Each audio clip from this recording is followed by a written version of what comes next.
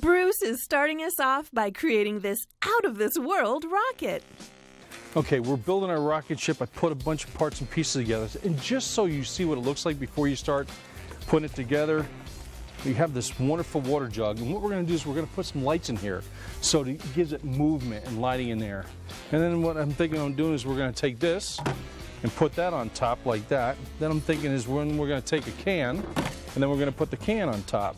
And then I'm going to go with a smaller can and we're going to put that on top.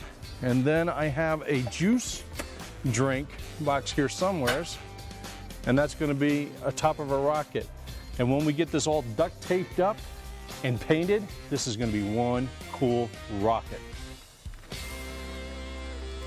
Okay, now what we're going to do to add those lights in our water jug, we're going to drill an 1.5 inch hole in the bottom so our plug will go through. We're going to run everything out the bottom.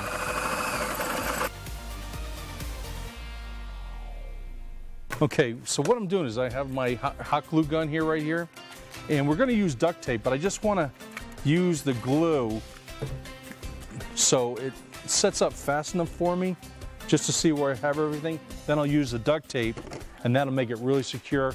Prime it, paint it, we got a rocket. What we have is we got our fins for our rocket, which is pretty cool. So we have all our base colors on here, which is great, but of course we want to go the extra mile and just take the paint color, the base color. I put a little bit black into it just to give it a little bit of life to it. And that's what I'm doing is I'm taking a 1-inch sponge brush right now. And again, I'm just freehanding the whole thing. And I'm going to do that with the green. And again, it's just going that extra mile that gives it that extra pop.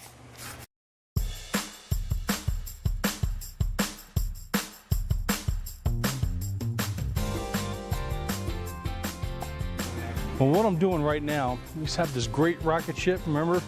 5-gallon pickle jar, water bottle, lights, paint bucket, gallon can of paint, a soup can, and a sippy cup. And somehow we took all those objects and we turned it into the coolest rocket ship ever.